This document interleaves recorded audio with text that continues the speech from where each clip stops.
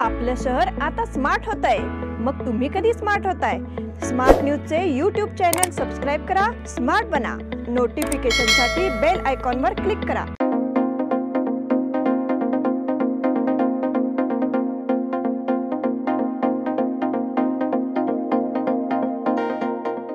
नमस्कार, मी श्वेता अंकले स्मार्ट न्यूजच्या आजच्या बुलेटिन मध्ये आपल्या सगळ्यांचे स्वागत करते। आता एक नजर टाकूयात आजच्या ठळक घडामोडींवर।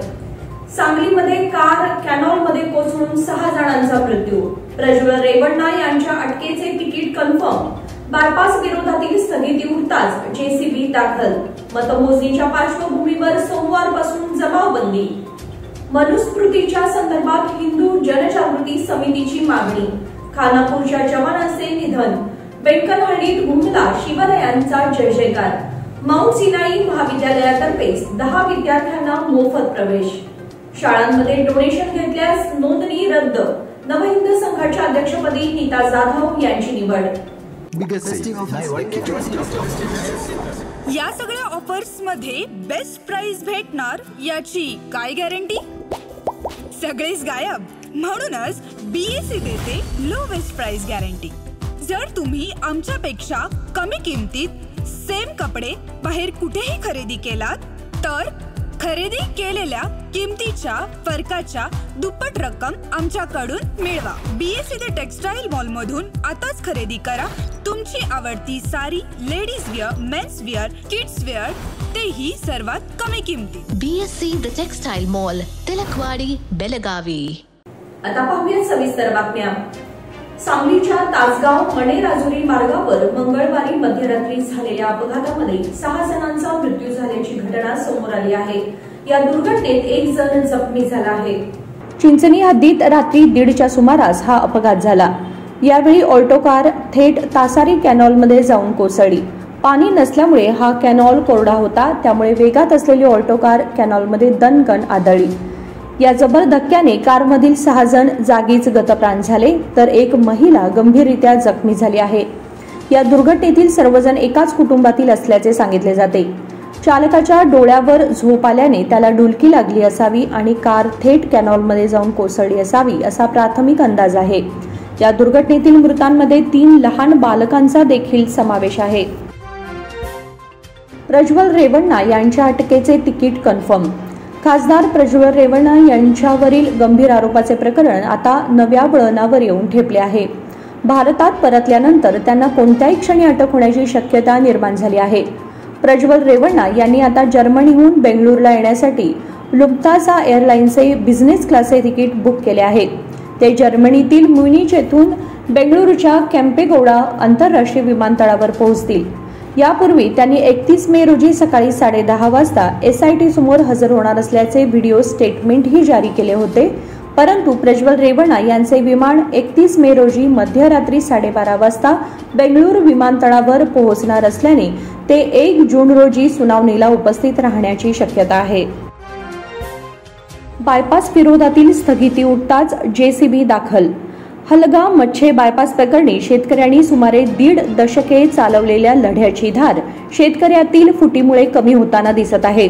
या प्रकरणी काही शेतकऱ्यांनी नुकसान भरपाईचा मोबदला घेतला आहे, तसेच बायपास रस्त्याचे अर्ध्याहून अधिक काम पूर्ण झाले आहे। नुकताच हलगा मच्छे बायपास जमीन संपादन विरोधात शेतकऱ्यांनी दाखल केलेल्या याचिकेवरील स्थगिती उठवताच ठेकेदाराने काम सुरू करण्याची घाई केली आहे। रातोरात मशीन आणि जेसीबी आणून ठेवले असून बायपास रस्त्याचे काम तातडीने सुरू होणार आहे। शेतकरी आंदोलनात फूट पडल्यामुळे प्रशासनाने याचा योग्य तो फायदा घेत रस्त्याचे काम युद्ध पातळीवर पूर्ण करण्याचा प्रशासनाचा प्रयत्न असल्याचे स्पष्ट होत आहे। मतमोजणीच्या पार्श्वभूमीवर सोमवारपासून जमावबंदी। लोकसभा निवडणुकीची मतमोजणी मंगळवारी होणार असून बेळगाव व चिक्कोडी मतदारसंघाची मतमोजणी शांततेत आणि सुरळीतपणे होण्यासाठी जिल्हा निवडणूक अधिकारी तथा जिल्हाधिकारी नितेश पाटील यांनी प्रतिबंधात्मक आदेश बजावला आहे। बेळगाव लोकसभा मतदारसंघाची मतमोजणी टिळकवाडीतील राणी पार्वती देवी महाविद्यालय व चिक्कोडी मतदारसंघाची मतमोजणी तेथील आरडी पदवीपूर्व महाविद्यालयात होणार आहे। बेळगाव चिक्कोडी तसेच कारवार लोकसभा मतदारसंघातील कित्तूर व खानापूर तालुक्यात 3 जूनच्या सायंकाळी 5 पासून 5 जूनच्या सकाळी 7 वाजेपर्यंत जमावबंदी असेल, असे जिल्हा निवडणूक अधिकाऱ्यांनी आदेशात म्हटले आहे. कायदा सुव्यवस्था बिघडवणारे कृत्य करण्यास निर्बंध आहे. आदेशाचे उल्लंघन करणाऱ्यांवर भारतीय दंड संहिता कलम 188 नुसार कारवाई करण्यात येईल, असा इशाराही जिल्हा निवडणूक अधिकाऱ्यांनी आदेशातून दिला आहे. मनुस्मृतीच्या संदर्भात हिंदू जनजागृती समितीची मागणी. महाराष्ट्र राज्य सरकारच्या नवीन शैक्षणिक अभ्यासक्रमाच्या पाठ्यपुस्तकात मनुस्मृतीमधील श्लोक समाविष्ट करण्यात आला आहे.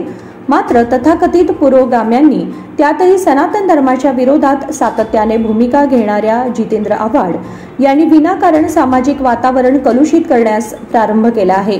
त्यांच्या या सामाजिक विद्वेष करण्याच्या वक्तव्याच्या विरोधात गुन्हा नोंद केला पाहिजे, अशी मागणी हिंदू जनजागृती समितीच्या वतीने करण्यात आली आहे. रायगड जिल्हाधिकारी किशन जावळे यांना निवेदन देऊन ही मागणी करण्यात आली. यावेळी अधिवक्ता उमेश आठवले, हिंदू जनजागृती समितीचे श्री नितीन गावंड, सर्वश्री अविनाश पाटील, अतिश शिंदे आणि स्वप्नील गायकर उपस्थित होते. सरकारने पाठ्यपुस्तकामध्ये नैतिक मूल्य आणि चारित्र्य यांच्या संदर्भामध्ये एका चांगल्या श्लोकाचा अंतर्भाव केला. हा श्लोक ज्येष्ठ व्यक्तींना मान सन्मान देण्याच्या संदर्भात आहे, परंतु हा श्लोक मनुस्मृतीमधून असल्याचा फार मोठा अपराध झाला की काय, म्हणून आज सगळ्या पुरोगामीने मोठा गजब चालू केलेला आहे. जितेंद्र आव्हाड तर उद्या महाडच्या ठिकाणी दुपारी 12 वाजता मनुस्मृतीचं दहन करणार अशा प्रकारची घोषणा केलेली आहे. आचारसंहिता लागू असताना हिंदू समाजामध्ये अशा प्रकारचा भेदभाव कसा काय निर्माण करता येईल, आणि या दृष्टिकोनातून रायगडचे जिल्हाधिकारी तसेच अनेक सरकारी अधिकाऱ्यांना हिंदू जनजागृती समितीने आज एक कायदेशीर दृष्टिकोनातून पत्रव्यवहार केलेला आहे. आणि यात आम्ही मागणी केलेली आहे की हा प्रकार कोणत्याही कारणाने होऊ नये. जितेंद्र आव्हाड हे काही डॉक्टर बाबासाहेब आंबेडकर नव्हेत. त्यांनी स्वतःला डॉक्टर बाबासाहेब आंबेडकर समजूही नये. आणि ज्यांनी इशरत जहाच्या संदर्भामध्ये अँब्युलन्स लागू केल्या, ज्यांनी मुंब्र्यामध्ये सेव गाझाचे टी शर्ट घातले, ज्यांनी हिंदुत्ववादी आहे म्हणून अनंत करमुसे सारख्या एका हिंदुत्ववाद्याला विनाकारण सरकारी पदावरती असताना त्यांनी त्याला विनाकारण त्या ठिकाणी मारहाण केली, अशा प्रकारची गुंडगिरी करणारे स्वतःला काय डॉक्टर बाबासाहेब आंबेडकर समजतात आणि मनुस्मृतीचं दहन करायला निघाले. मग ह्याच जर गोष्टी तुम्हाला करायच्या असतील आणि एखाद्या ग्रंथात स्त्रियांच्या विरोधात किंवा समाजाच्या विरोधात जर लिहिलेलं आहे म्हणून तुम्हाला आक्षेप असेल, तर माझा प्रश्न एवढाच आहे की आज केवळ हिंदू समाज, बौद्ध समाज, जैन समाज हा अल्लाला मानत नाही म्हणून तो काफिर आहे, म्हणून त्याला मारलं गेलं पाहिजे, अशा प्रकारचे आयत ज्याच्यामध्ये आहेत, ज्याच्यामध्ये शत्रूच्या स्त्रियांना बळकावा, त्यांच्यावरती बलात्कार करा, त्यांच्यावरती जिजिया कर सारखा अन्यायी कर लागू करा, अशा प्रकारची वचनं ज्याच्यामध्ये आहेत, त्याच्यावरती देखील अशा प्रकारची समान कारवाई करायचा आग्रह करतील का, हा आमचा आव्हाडांना प्रश्न. खानापूरच्या जवानाचे निधन. खानापूर तालुक्यातील कक्केरी गावचा वीर जवान मंजुनाथ अंबडगट्टी वय 35 यांचे मंगळवारी निधन झाले. आज भव्य अंत्ययात्रेद्वारे त्यांच्या पार्थिवावर अंत्यसंस्कार करण्यात आले. भारतीय सेनेच्या इंजिनिअरिंग रेजिमेंटमध्ये गेल्या 16 वर्षांपासून सेवा बजावणारा मंजुनाथ गेल्या शुक्रवारी घडलेल्या अपघातात गंभीर जखमी झाला होता. त्याला उपचारासाठी नवी दिल्ली येथील मिलिटरी BS हॉस्पिटलमध्ये दाखल करण्यात आले होते. मात्र उपचाराचा फायदा न होता काल मंगळवारी त्याचे निधन झाले. मयत जवान मंजुनाथ अंबडगट्टी याचे पार्थिव त्याच्या मूळ गावी कक्केरी येथे आणण्यात आल्यानंतर दुःखाचा डोंगर कोसळलेल्या अंबडगट्टी कुटुंबियांनी एकच आक्रोश केला. भव्य अंत्ययात्रेद्वारे शोकाकुल वातावरणात मंजुनाथ याच्यावर अंत्यसंस्कार करण्यात आले. बेंकनहळ्ळीत घुमला शिवरायांचा जय जयकार. छत्रपती शिवाजी महाराजांचा जय जयकार करत बेंकनहळ्ळीतील शिवजयंती उत्सव मंडळाकडून गावात चित्ररथ मिरवणूक काढण्यात आली. पारंपरिक वेशभूषा, वाद्ये यांचा वापर करत शिवकालीन देखावे सादर करण्यात आले. गावातील प्रमुख गल्ल्यातून मिरवणूक काढण्यात आली. त्यामध्ये 6 सार्वजनिक शिवजयंती उत्सव मंडळांनी सहभाग घेतला होता. त्यांनी शिवकालीन देखावे सादर केले होते. आकर्षक देखाव्यांना बजरंग दलातर्फे स्मृतिचिन्ह देऊन गौरवण्यात आले. माउंट सिनाई महाविद्यालयातर्फे 10 विद्यार्थ्यांना मोफत प्रवेश.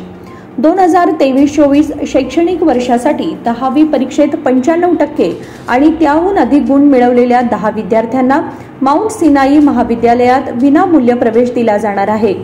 त्यांच्या शिक्षणाची जबाबदारी स्वीकारली जाणार आहे. कला, वाणिज्य व विज्ञान शाखा सुरू केल्या आहेत अशी माहिती प्राचार्य सैफुअल्लम बडगेर यांनी पत्रकार परिषदेत दिली. जगभरातील नामांकित विद्यापीठांमध्ये वैद्यकीय अभियांत्रिकी यासारख्या पदव्युत्तर पदवी घेण्यास इच्छुक विद्यार्थ्यांना आम्ही मदत करतो. तरी 10वी उत्तीर्ण झालेल्या विद्यार्थ्यांनी कला, वाणिज्य व विज्ञान विभागाचा लाभ घ्यावा असे आवाहन त्यांनी केले. यावेळी असिफ सय्यदानान, अल्ताफ बांगर, फिलोम जमादारे उपस्थित होते. शाळांमध्ये डोनेशन घेतल्यास नोंदणी रद्द. जिल्ह्यातील अनुदानित, विना अनुदानित मुलांच्या व शाळांमध्ये प्रवेशासाठी कोणत्याही प्रकारचे डोनेशन घेता येणार नाही. मात्र शाळांनी नियमबाह्यपणे देणग्या घेतल्याचे आढळल्यास त्यांच्यावर कडक कारवाई करण्यात येईल असा इशारा जिल्हाधिकारी नितेश पाटील यांनी दिला आहे. सध्या शाळा प्रवेश प्रक्रिया सुरू झाली आहे. काही शाळांमध्ये डोनेशन घेतले जात आहे. त्याच्या तक्रारी पालकांकडून आल्या आहेत. नियमानुसार शासनाने निश्चित केलेले शुल्क घेऊनच प्रवेश द्यावा.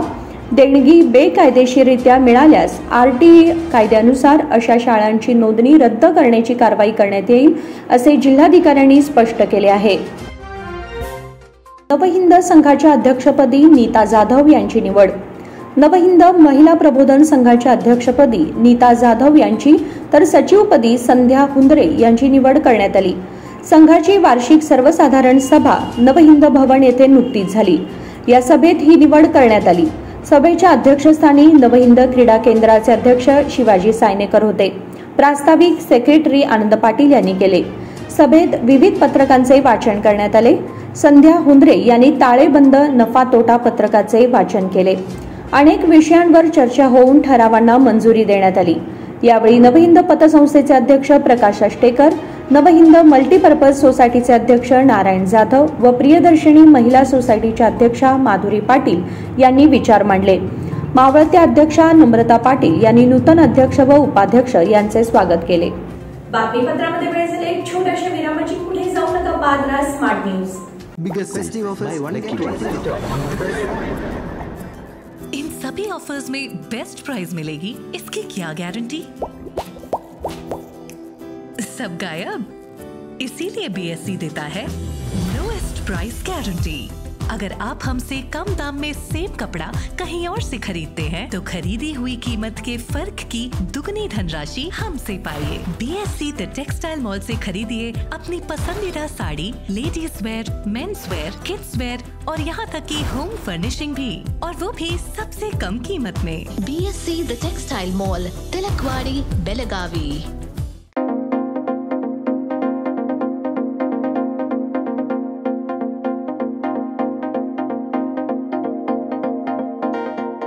विरामानंतर तुम्हा सगळ्यांचं पुन्हा एकदा स्वागत. पाहूयात पुढची बातमी.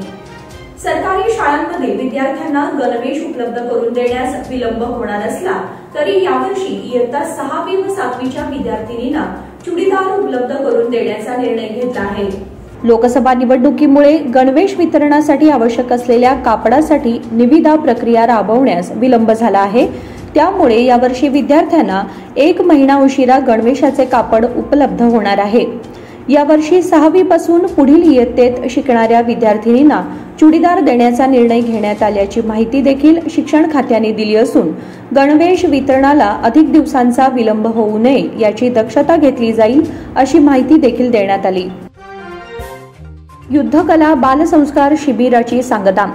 श्री क्षेत्र दक्षिण काशी कपिलेश्वर मंदिर ट्रस्ट, सव्यसाची गुरुकुलम व शिवप्रतिष्ठान हिंदुस्थानतर्फे भारतीय युद्धकला लाठीकाठी बालसंस्कार शिबिराची सांगता मंगळवारी कपिलेश्वर मंदिर तलाव परिसरात झाली.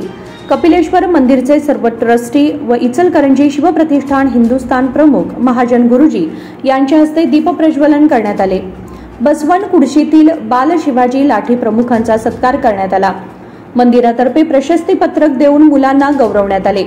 यावेळी दौलत जाधव, राहुल कुर्णे, अजित जाधव आदी उपस्थित होते. अभिजित चव्हाण यांनी आभार मानले. टिळकवाडीत स्वातंत्र्यवीर सावरकरांना अभिवादन. शांतीनगर टिळकवाडीतील स्वातंत्र्यवीर सावरकर उद्यानात स्वातंत्र्यवीर सावरकर यांना 141व्या जयंतीनिमित्त मंगळवारी अभिवादन करण्यात आले. सामाजिक कार्यकर्ते संजय रायकर यांनी या कार्यक्रमाचे आयोजन केले होते. भगूरमध्ये असलेल्या सावरकर वाडा या सावरकरांच्या जन्मस्थळाची प्रतिकृती रायकर यांनी तयारी केली आहे. ती प्रतिकृती यावेळी लोकांना पाहण्यासाठी ठेवण्यात आली होती। यावेळी वसंत हेब्बाळकर, विलास बसुरीमर्दे, तात्या पाटील, विजय मठपती, सुरेश कोल्हापुरे, किशोर कालकुंद्रीकर, संगम कक्केरी आदी उपस्थित होते। कडोली परिसरात मका मळणी जोमात। खरीप हंगामातील पेरणीला काही दिवसात प्रारंभ होणार आहे। यामुळे कडोली परिसरात सध्या रब्बी हंगामातील मका पिकाच्या मळणीला सुरुवात झाली आहे। शेतकरी मशीनच्या मदतीने मका पिकाची मळणी करत आहेत। कडोली परिसरात भाजी लागवड अधिक प्रमाणात करण्यात येते। त्याचबरोबर शिवारातून मक्याचीही पेरणी करण्यात येते। मका पीक कमी कालावधीत येते, तसेच जनावरांना चारा देखील उपलब्ध होतो। त्यामुळे शेतकऱ्यांची मका लागवडीला पसंती वाढली आहे। सध्या पशुसंगोपन व्यवसाय वाढल्याने चाऱ्यासाठी मका पिकाला मागणी वाढली आहे। दूध उत्पादक शेतकऱ्यांकडून मका पिकाची खरेदी करण्यात येत आहे। याचा फायदा शेतकऱ्यांना होत आहे। येळ्ळूर परिसरात पेरणी कामाला वेग। गेल्या 15 दिवसांपासून वळीव पावसाने सातत्याने हजेरी लावली आहे। यामुळे परिसरातील शेतकऱ्यांना दिलासा मिळाला आहे। शेतकरी पेरणीच्या कामात गुंतले आहेत। खरीप हंगामातील पेरणी हंगामाला येत्या काळात जोर येणार आहे। वळीव पावसाने येळ्ळूर परिसराला झोडपून काढले आहे। यामुळे पेरणी आणि शेतीच्या मशागतीच्या कामांना आवश्यक ओलावा जमिनीत तयार झाला आहे। पावसाने उघडीप देताच शेतकऱ्यांची पेरणीची धांदल सुरू झाली। येळ्ळूर, वडगाव, शहापूर शिवारात पावसाचे प्रमाण वाढताच पेरणीच्या कामांना प्रारंभ करण्यात आला आहे। ग्रामपंचायत कर्मचाऱ्यांना सेवेत कायम करण्याची मागणी।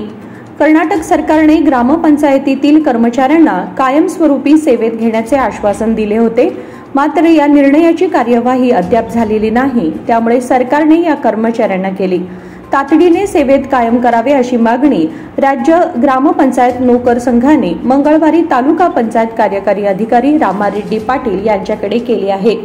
मागणीचे निवेदन पाटील यांना देण्यात आले। यावेळी सहाय्यक संचालक के.एस. गणेश, संघाचे बेळगाव जिल्हाध्यक्ष गैबू जैने खान, तालुकाध्यक्ष संतोष नाईक, बेळगाव तालुका उपाध्यक्ष जितेंद्र कागणकर, सचिव संजय चौगुले यांच्यासह अन्य पदाधिकारी व सदस्य मोठ्या संख्येने उपस्थित होते। महात्मा फुले वाचनालयाचा उचवडेत वर्धापन दिन। उचवडे येथील महात्मा ज्योतिबा फुले सार्वजनिक वाचनालयाचा दुसरा वर्धापन दिन मंगळवारी साजरा करण्यात आला। वाचनालयाचे अध्यक्ष शिवाजी हसनेकर, उपाध्यक्ष दशरथ पाटील, सचिव प्राध्यापक महादेव खोत, सदस्य शटुपा एसकोंडे, विकी पाटील, गोविंद पाटील, विठ्ठल पाटील आदी व्यासपीठावर उपस्थित होते। प्राध्यापक महादेव खोत यांनी प्रास्ताविक व स्वागत केले।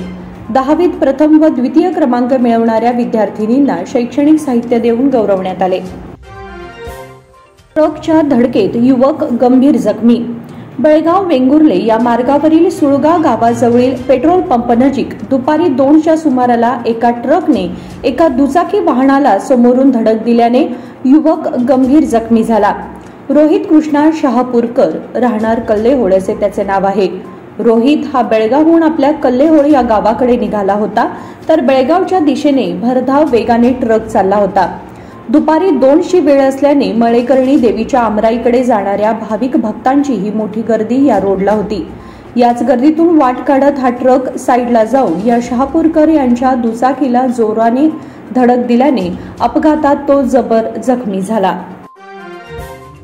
गर्भपातावेळी विवाहितेचा चिकोडीत मृत्यू। जयसिंगपूर येथे गर्भलिंग निदान केलेल्या गर्भवतीचा चिकोडी येथे गर्भपातावेळी मृत्यू झाल्याचा धक्कादायक प्रकार सोमवारी उघडकीस आला। या प्रकारानंतर गर्भवतीचा मृत्यूचा दाखला मिळवण्यासाठी नातेवाईक मृतदेह मोटारीमध्ये घालून सांगलीत फिरत असताना सांगली शहर पोलिसांच्या सतर्कतेने हा प्रकार उघडकीस आला। सोनाली सचिन कदम, वय 32 असे मृत विवाहितेचे नाव आहे। सायंकाळी बस स्थानक परिसरात मोटारीत मृतदेह ठेवून नातेवाईक फिरत असल्याची माहिती सांगली शहर पोलिसांना मिळाली। पोलीस निरीक्षक संजय मोरे यांनी तातडीने संशयितांना ताब्यात घेण्यास सांगितले। महादेव पालकर यांचे निधन। पटवर्धन लेआउट वडगावचे रहिवासी महादेव नानासाहेब पालकर यांचे मंगळवारी दुपारी निधन झाले। ते 78 वर्षांचे होते। त्यांच्या पश्चात पत्नी, एक मुलगा, एक मुलगी, सून व नातवंडे असा परिवार आहे। फुटबॉल स्पर्धेच्या चषक जर्सीचे अनावरण। वडगाव मार्गावरील CR7 मैदानावर 31 मे पासून आयोजित बेळगाव फुटबॉल लीग स्पर्धेच्या चषक आणि जर्सीचे अनावरण विविध मान्यवरांच्या उपस्थितीत मंगळवारी करण्यात आले। हा समारंभ CR7 मैदानावर झाला। प्रमुख पाहुणे म्हणून दर्शन प्रोडक्शनचे श्रीकांत देसाई, KSFचे उपाध्यक्ष अमित पाटील, CR7 स्पोर्ट्सचे प्रशांत मुन्नवळी यांच्या हस्ते चषक व जर्सीचे अनावरण करण्यात आले। यावेळी विजेत्या व उपविजेत्या संघाला देण्यात येणाऱ्या चषकांसह उत्कृष्ट खेळाडू, उत्कृष्ट गोलकीपर, उत्कृष्ट डिफेन्सर, उत्कृष्ट फॉरवर्ड आणि उदयोन्मुख खेळाडूंसाठी दिल्या जाणाऱ्या चषकाचे अनावरण करण्यात आले। यावेळी प्रदीप मनोरी, विजय रेडेकर, अमरदीप पाटील, साहिल मांगले, ओंकार कुंडेकर यांच्यासह 8 संघातील खेळाडू उपस्थित होते। रोनाल्डोचा सर्वाधिक गोलचा विक्रम। स्टार फुटबॉलपटू क्रिस्टियानो रोनाल्डो याने सोमवारी सौदी प्रो लीग फुटबॉल स्पर्धेत सत्राचा शेवट सर्वाधिक गोल करण्याच्या विक्रमासह केला। अल नासरच्या अल हतिहाद संघावर 4-2 अशा विजयादरम्यान रोनाल्डोने विजेत्या संघाकडून 2 गोल केले। या विक्रमासह लीगमधील त्याच्या गोलची संख्या 35 झाली आहे। 2019 मध्ये अब्दुल रजाक हमदुल्लाने केलेल्या विक्रमापेक्षा रोनाल्डोचा 1 गोल अधिक आहे। अल नासर संघ 82 गुणांसह लीगमध्ये दुसऱ्या क्रमांकावर आहे। अल नासर संघ स्थानिक दावेदार अल हिलालपेक्षा 14 गुणांनी पिछाडीवर आहे। अल हिलालने 2 आठवडे शिल्लक राखत विजेतेपद पटकावले होते। 34 फेऱ्यांच्या लीगमध्ये अपराजित राहत त्यांनी सत्राचा शेवट केला। अल हिलालने अखेरच्या साखळी सामन्यात अल वेहदा संघाला 2-1 असे पराभूत केले। अल हिलाल संघाने नेमारच्या अनुपस्थितीतही विरोधी संघावर वर्चस्व गाजवले। नेमार गतवर्षी ऑगस्टमध्ये पॅरिस सेंट जर्मेन संघ सोडून या संघात समाविष्ट झाला होता, पण ऑक्टोबरमध्ये ACLच्या दुखापतीमुळे तो पूर्ण सत्रासाठी बाहेर झाला। प्रशिक्षक पदासाठी तब्बल 3000 अर्ज। आगामी T20 विश्वचषक स्पर्धेनंतर भारताचे विद्यमान मुख्य प्रशिक्षक राहुल द्रविड यांचा कार्यकाळ संपणार आहे। त्यामुळे भारतीय क्रिकेट नियामक मंडळाने आधीच मुख्य प्रशिक्षक पदासाठी 27 मे पर्यंत अर्ज मागवले होते। या एका पदासाठी तब्बल 3000हून अधिक अर्ज दाखल झाले असून यामध्ये चक्क पंतप्रधान नरेंद्र मोदी, गृहमंत्री अमित शहा, महेंद्रसिंग धोनी आणि सचिन तेंडुलकर यांच्या नावाने बनावट अर्ज भरण्यात आल्याची माहिती मिळाली आहे। यामुळे BCCIची डोकेदुखी वाढली आहे। BCCIने आपल्या संकेतस्थळावर एक गुगल फॉर्म शेअर केला होता, ज्याद्वारे भारतीय क्रिकेट संघाच्या मुख्य प्रशिक्षक पदासाठी अर्ज भरायचा होता। याचा फायदा घेत बनावट अर्जाचा कारभार करण्यात आला। ठाणे येथे कबड्डीपटू मुलीची प्रशिक्षकानेच केली हत्या। मैत्रीण दुसऱ्याबरोबर बोलते या संशयावरून एका कबड्डी प्रशिक्षकाने गळा आवळून आणि गळ्याभोवती कात्रीने भोसकून तिची हत्या केल्याची घटना कापूरबावडी पोलीस ठाण्याच्या हद्दीत उघडकीस आली आहे। या प्रकरणी कबड्डी प्रशिक्षक गणेश गंभीरराव याला पोलिसांनी अटक केली आहे। आणि याचबरोबर स्मार्ट न्यूज आजचे बुलेटिन इथे संपते। धन्यवाद।